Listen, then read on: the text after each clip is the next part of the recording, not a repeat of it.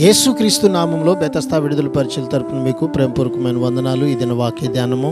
నీ స్వరూప దర్శనముతో నా ఆశను తీర్చుకుందును. కీర్తన గ్రంథం 17వ అధ్యాయము 15వ వచనము. దావీదు తనకు తన శత్రువులకు ఉన్న తేడా చెబుతూ ఉన్నాడు. వారు దుర్మార్గులు, తాను న్యాయవంతుడు.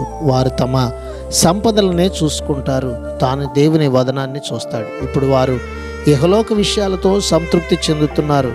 తనకైతే మరణం నుంచి లేచి దేవుని స్వరూపాన్ని చూసినప్పుడే నిజమైన సంతృప్తి అని రాస్తున్నాడు. మనం కూడా నిజముగా ఆయన ముఖ దర్శనం చేసినప్పుడే మన జీవితాలకి నిజమైనటువంటి సంతృప్తి, అటు ధన్యతను ఆయన ముఖ దర్శనం చేసేటువంటి భాగ్యాన్ని దేవుడు మనందరికీ ప్రసాదించునుగాక. ఆమెన్. మహాపరిశుద్ధుడా, మహోన్నతుడా, జీవాధిపతి, మా మంచి యేసయ్య, నీ మహాకృపను బట్టి ప్రేమించి మాకిచ్చిన మరొక నూతన దినాన్ని బట్టి నీకు వందనాలు, స్తోత్రాలు చెల్లిస్తూ నీ ప్రజలమైనటువంటి మేము అంతిమంగా నీ ముఖ దర్శనము చేయనట్లుగా ప్రభువా, నీ మహిమ కలిగిన రాకడ కొరకు మమ్మల్ని అందరినీ కూడా సిద్ధపరచమని యేసు ప్రశస్త నామంలో ప్రార్థించి అడిగి వేడుకుంటున్నాము తండ్రి. ఆమెన్.